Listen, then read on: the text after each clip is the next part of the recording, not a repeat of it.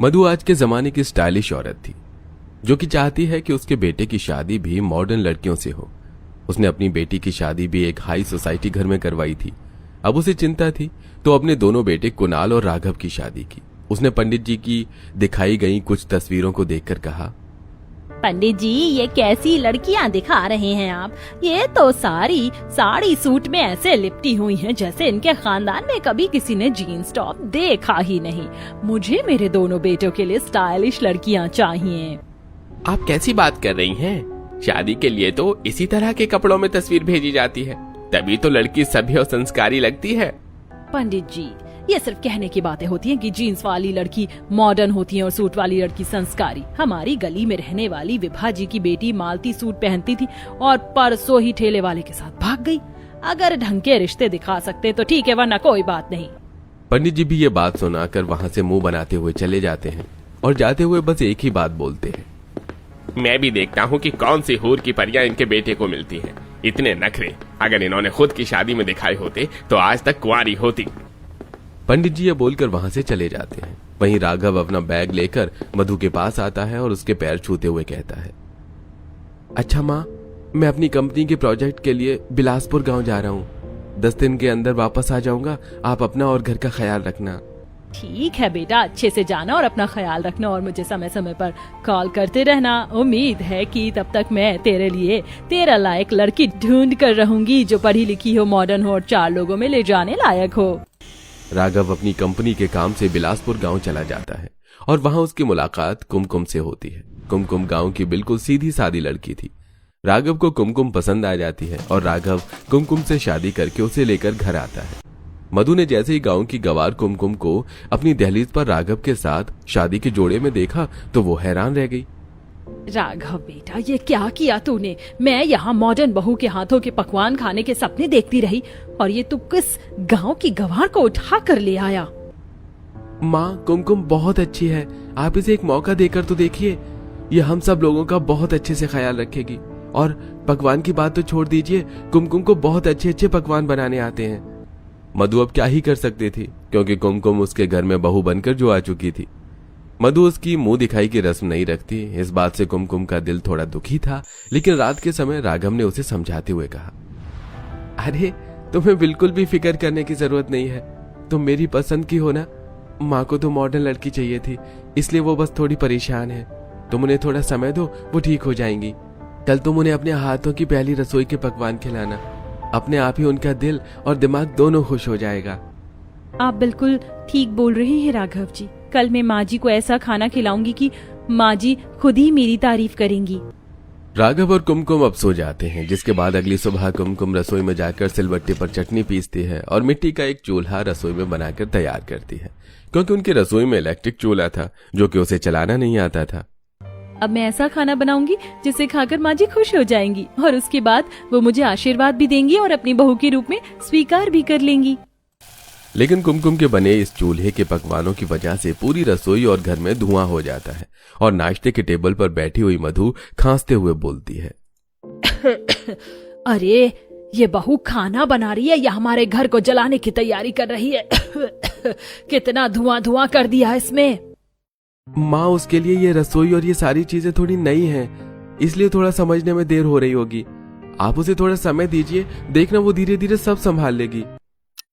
थोड़ी ही देर में कुमकुम हाथों में अपने गांव का स्पेशल पकवान बनाकर लाती है और अपनी सास के आगे रख देती है। उसकी सास पकवान खाकर कहने लगी, ये कैसा खाना है? मुझे लगा था कि कुछ बढ़िया खाने को मिलेगा, लेकिन ये सब क्या बना कर ले आई हो तुम? माँ जी, ये हमारे गांव की स्पेशल चटनी है और ये हमारे गांव की बाजरे की रोटी और ये हमारे गांव का दाल का हलवा है। मैंने अपने हाथों से इस दाल को पीसा है। ऐसा खाना अगर रोज सुबह खाने लगी तो चेहरे पर झुर्रियां दुगनी हो जाएंगी। एक काम कर, तू मेरे लिए ओट्स ले आ, ये सब मैं नहीं खा सकती। कुमकुम अपनी सास की ये बात सुनकर उदास हो जाती है, लेकिन फिर भी वो कुछ नहीं कहती। वो तरह तरह के पकवान बनवाकर अपनी सास को खिलाया करती, लेकिन उसकी सास हर तरह के खाने में नुक्स निकाल दिया करती। एक दिन पंडित जी घर पर आते हैं और मधु से कहते हैं, ये देखिए बहन जी, इस लड़की का नाम कीर्ति है। ये करोड़पति बाप की इकलौती लड़की है, मॉडर्न भी है और स्टाइलिश भी। आपके परिवार में खूब जचेगी। माना कि आपके बड़े बेटे की शादी हो गई है, पर आप छोटे बेटे के बारे में सोच सकती हैं। तभी कुणाल ऑफिस के लिए निकल रहा होता है और मधु ने उसे टोकते हुए कहा, बेटा कुणाल, अगर तू भी किसी गांव की गवार को मेरे पल्ले बांधना चाहता है तो मुझे बता दे, या फिर तू मेरी पसंद की लड़की से शादी करने को तैयार हो जाएगा।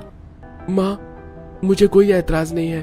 आप जिस लड़की से बोलेंगी मैं उसी से शादी करने को तैयार हूँ। मैं जानता हूँ कि जब आप इतनी स्टाइलिश हो तो मेरे लिए स्टाइलिश और मॉडर्न लड़की ही लेकर आओगी। वाह बेटा, तूने तो मेरी सारी परेशानी ही दूर कर दी। बड़ा बेटा निकम्मा निकला तो क्या हुआ, छोटे बेटे ने मेरी इज्जत रख ली। अब मैं सोसाइटी को दिखाऊंगी कि असली बहू कैसी होती है। मधु खुश हो जाती है और उसके बाद कुणाल की शादी कीर्ति नाम की लड़की के साथ तय कर देती है।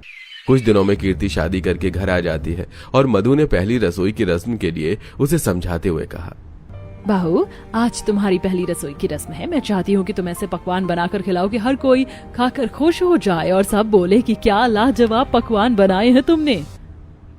माँ जी, मेरे घर में तो बहुत सारे नौकर खाना बनाते थे, तो मुझे ज्यादा कुछ बनाना तो नहीं आता, पर मैं YouTube से देखकर अच्छा खासा खाना बनाने की कोशिश करूंगी। आप बिल्कुल भी फिक्र मत कीजिए। मुझे पूरी उम्मीद है बहू कि तू इस गांव की गवार बहू के पकवान से तो कुछ अच्छा ही बना लेगी। वो तो जब देखो मुझे बाजरे की रोटी की लिट्टी चोखा, सरसों का साग, ना जाने क्या क्या खिलाती रहती है। माँ जी, फिर तो फिक्र मत कीजिए, मैं तो आपको ये सब खिला ही नहीं सकती क्योंकि ये सब कुछ मुझे बनाने ही नहीं आता है।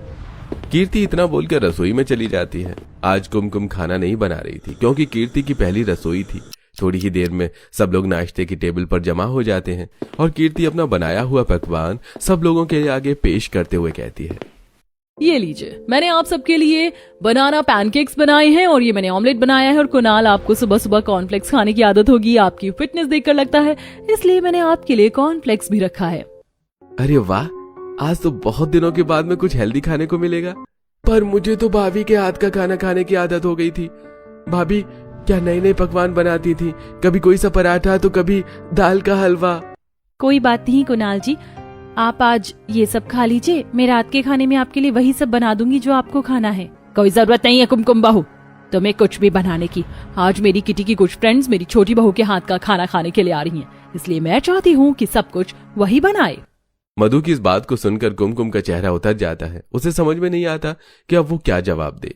तो वहीं मधु ने अपनी पड़ोसनों के आगे अपनी छोटी बहू के झूठे गुणगान गाने लगी। वो अपने दोस्तों को कॉल पर इनवाइट करते हुए कहती है, क्या बताऊं आपको बहन जी, मेरी छोटी बहू इतना मॉडर्न खाना बनाना जानती है कि अब तो मैं किसी रेस्टोरेंट में जाने की हमें जरूरत ही नहीं है। चाइनीज, इटालियन जो बोलो वो सब कुछ बनाकर पेश करती है। ये तो बहुत खुशी की बात है मधु जी। मैंने तो सुना था कि वो करोड़पति बाप की बेटी है। मुझे तो लगा था कि उसे गैस जलाना भी नहीं आता होगा, फिर भी वो इतना सब कुछ बना लेती है। ये तो आपके लिए बहुत बड़ी बात है। वो तो होगी ही ना बहन जी, आखिर मैंने अपनी पसंद की बहू चुनकर जो लाई है, इसीलिए मेरी बहू में इतनी सारी खूबियां हैं। वैसे तो मैंने ये भी सुना है मधु बहन कि आपकी बड़ी बहू भी बहुत खूबियों वाली है। उसे भी बहुत अच्छा अच्छा पकवान बनाना आता है, गांव का बहुत अच्छा अच्छा खाना बनाना जानती है। अरे गांव का खाना आजकल के शहर के लोगों को कहाँ पसंद आता है। मेरी उम्र 55 साल की हो गई है लेकिन मुझे नहीं पसंद। फिर आज की जनरेशन वो खाना कैसे खा सकती है। आप आज रात खाने पर अपने परिवार के साथ आ जाओ, मैं आपको अपनी छोटी बहू के हाथ का ऐसा खाना खिलाऊंगी कि आप तारीफ करते हुए नहीं थकने वाली। मधु अपनी सभी दोस्तों को रात के खाने के लिए इनवाइट कर देती है और अपनी छोटी बहू को सारा खाना बनाने के लिए कह देती है। छोटी बहू रसोई में जाती है और परेशान हो जाती है। मैं सब कुछ अकेले कैसे बना पाऊंगी। माँ जी ने मुझे मशीन समझ लिया है। मैं किसी रेस्टोरेंट की शेफ नहीं हूँ कि वो जो भी बोलेंगी मैं उनके सामने पेश कर दूंगी। तभी रसोई में कुमकुम आती है और उसने कीर्ति को इतना परेशान होते हुए देखकर पूछा, क्या बात है कीर्ति, तुम इतनी परेशान क्यों नजर आ रही हो? सब कुछ ठीक है ना? अगर कोई परेशानी है तो मुझे बताओ। मैं तुम्हारी जेठानी हूँ लेकिन मुझे अपनी बहन समझो, मैं तुम्हारी मदद करूंगी। तुमको कुछ बताने से क्या हो जाएगा, तुम गाँव की गवार हो, मेरी क्या ही मदद करवा पाओगी। आज माँ जी ने अपनी शहर की बहू की रसोई के लिए अपने दोस्तों को बुलाया है। अब मैं इतना सारा खाना अकेले कैसे बना पाऊंगी। मैं जानती हूँ कीर्ति कि मुझे इस शहर का खाना बनाना नहीं आता, लेकिन मैं तुम्हारी मदद तो कर सकती हूँ ना। लेकिन आखिर तुम मेरी मदद क्यों करोगी? माँ जी तुम्हें बिल्कुल भी पसंद नहीं करती। अगर तुम मेरी मदद करोगी तो सब लोग और ज्यादा मेरी तारीफ करेंगे और तुमसे और ज्यादा नफरत करेंगे। फिर भी तुम मेरी मदद क्यों करना चाहती हो? क्योंकि तुम मेरी देवरानी हो, इस हिसाब से तुम मेरी छोटी बहन हुई और हम सब एक परिवार का हिस्सा हैं।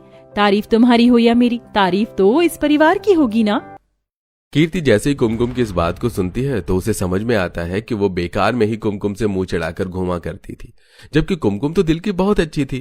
जिसके बाद अब कुमकुम कीर्ति की मदद करवाती है और थोड़ी ही देर में कीर्ति और कुमकुम मिलकर तरह तरह का खाना बनाकर तैयार कर देते हैं। तभी कीर्ति खाने को देखकर कहती है, हमने खाना बनाकर तो तैयार कर दिया है, लेकिन मुझे ऐसा लगता है कि हमें कुछ ऐसे पकवान भी बनाने चाहिए जो तुम्हारे गांव के हों, क्योंकि जरूरी नहीं कि सासू माँ की सारी दोस्तों को मॉडर्न खाना ही पसंद हो। पर अगर हमने ऐसा किया तो बेकार में माँ जी हमसे नाराज हो जाएंगी और वो ये कहेंगी कि किससे पूछकर हमने गांव का खाना तैयार किया है। लेकिन अगर उनके कुछ दोस्त ऐसे आ गए जिन्होंने कुछ अलग तरह का खाना मांगा तो फिर माँ जी की ज्यादा बदनामी होगी। माँ जी की डांट हम अकेले में सुन लेंगे, लेकिन हम माँ जी की इज्जत खराब होते हुए तो नहीं देख सकते। कुमकुम को कीर्ति की बात ठीक लगती है, जिसके बाद में कुमकुम और कीर्ति मिलकर अब तरह तरह के पकवान तैयार कर देते हैं, जिसमें कुछ शहरी पकवान थे, कुछ गांव के पकवान थे। पूरी रसोई खुशबू से भर गई थी। जहां कुमकुम कीर्ति को चूल्हा जलाना सिखाती है तो वहीं कीर्ति कुमकुम को इलेक्ट्रिक गैस का इस्तेमाल करना सिखाती है। ऐसा लग रहा था मानो एक ही रसोई के अंदर गांव की और शहर की रसोई का मिलन हो गया हो। और पकवानों का भी। कुछ ही देर में शांति देवी अपनी सहेलियों के साथ मधु के घर आ जाती है और टेबल पर बैठकर कहती है, क्या बात है मधु, आज तो तुम्हारे घर से तरह तरह के पकवानों की महक आ रही है। वो तो आएगी ही ना बहन, मेरी छोटी बहू ने तरह तरह के पकवान जो बनाए हैं जिन्हें खाकर तुम्हारे होश उड़ जाएंगे। अरे तो फिर देर किस बात की है, अब तो पेट में चूहे कुश्ती लड़ने हुए भी थक गए हैं। जल्दी से हमारे लिए पकवान मंगवा दीजिए, हम भी खाकर जरा आपकी बहू की तारीफ कर ले। थोड़ी देर में कुमकुम और कीर्ति तरह तरह के पकवान लेकर आती हैं और टेबल को सजा देती हैं। राघव, कुणाल, दीनानाथ, शांति देवी, मधु सभी खाने की टेबल पर खाने की खुशबू से ही बहुत खुश हो जाते हैं। और मधु ने टेबल पर गांव की बहू के पकवान देखकर मन में कहा, ये कुमकुम बहू खुद को समझती क्या है। मैंने कीर्ति बहू को सारे शहरी पकवान बनाने के लिए कहा था, फिर भी उसने गांव के पकवान बनाकर टेबल पर रख दिए। अगर मेहमानों के आगे मेरी बेइज्जती हुई तो कल ही मैं इसे पहली ट्रेन पकड़वा कर गाँव रवाना कर दूंगी। लेकिन अभी मैं क्या ही कर सकती हूँ। खैर कोई बात नहीं, मेहमानों को जाने दो, उसके बाद इसकी अकल ठिकाने लगवाऊंगी। अरे वाह, दाल का हलवा, हा, ये तो मुझे बहुत पसंद है। ये मेरे गांव में मिला करता था। शांति को तो ये बनाना ही नहीं आता। आज कम से कम 30 साल के बाद ये हलवा खा रहा हूँ। ये हलवा कुमकुम दीदी ने बनाया है। उनके गांव में ऐसा हलवा बनाया जाता है। दीदी को हलवा बनाते देखकर मैंने भी हलवा बनाना सीख लिया है और मैंने दीदी को इलेक्ट्रॉनिक गैस जलाना भी सिखाया। दीनानाथ ने जैसे ही वो हलवा खाया तो उसको वो हलवा बहुत ज्यादा पसंद आया और दीनानाथ उसकी तारीफ करते हुए कहने लगा, मधु जी, आपको तो बहुत खुश होना चाहिए कि आपके घर के अंदर गांव और शहरी दोनों तरह की बहू आई हैं और आपके घर की रसोई में दोनों तरह के पकवानों का संगम हो गया है। हाँ, एक ही टेबल पर पास्ता और बाजरे की रोटी दोनों को देखने को मिल रही है। बहुत आनंद आ रहा है भाई। कीर्ति, ये पिज्जा तो तुमने बहुत सच में टेस्टी बनाया है। एक बार तो मैं अपने दोस्तों के साथ क्लब गया था और वहां पर ऐसा इटालियन पिज्जा मुझे बहुत पसंद आया था, लेकिन ये पिज्जा उससे भी ज्यादा स्वादिष्ट है। ये बहुत चीज भरा है और इसका बेस भी अच्छा है। थैंक्स भैया, मुझे बहुत खुशी है कि आपको ये पिज्जा पसंद आया। मैंने अपने शेफ से ये पिज्जा बनाना सीखा था। उनको और भी कई तरह के खाने बनाने आते हैं। मैं आपको धीरे धीरे सारे पकवान बनाकर खिलाऊंगी, आपको सब बहुत पसंद आएंगे। और सच में ये पास्ता भी तुमने बहुत अच्छा बनाया और साग के साथ बाजरे की रोटी भी कमाल की लग रही है। और इसमें जो घी डाला गया है वो भी असली देसी घी लग रहा है। और इस घी को खाकर तो ऐसा लग रहा है कि ये शहर का घी भी नहीं, क्योंकि उसमें से इतनी अच्छी खुशबू नहीं आती। जी आंटी जी, मैं अपने गाँव से लेकर आई थी। ये बिल्कुल शुद्ध है, दानेदार है। अगर आपको चाहिए होगा तो मैं अपने गांव से आपके लिए भी 1-2 किलो घी मंगवा दूंगी। 1-2 किलो घी आप खाकर बताना, आपको पसंद आएगा तो फिर आप ज्यादा भी मंगवा सकते हैं। हाँ हाँ, क्यों नहीं कुमकुम बहू, वैसे भी शहरी इलाकों में असली सामान मिलता कहाँ है, सब कुछ तो मिलावटी है। अगर तुम मुझे गांव का देसी घी लाकर दे दोगी तो इससे अच्छी बात तो कोई हो ही नहीं सकती। इसी बहाने तुम्हारे गाँव वालों की भी थोड़ी आमदनी बढ़ जाएगी। सभी मेहमानों के मुंह से अपनी दोनों बहू की तारीफ सुनने के बाद मधु को एहसास होता है कि वो कितनी गलत थी, जो कि बेकार में दोनों की तुलना कर रही थी। सभी मेहमान उसकी दोनों बहू का नेक देकर वहां से चले जाते हैं और उसके बाद कुमकुम ने उदास चेहरे के साथ मधु से कहा, माँ जी मुझे माफ कर दीजिए।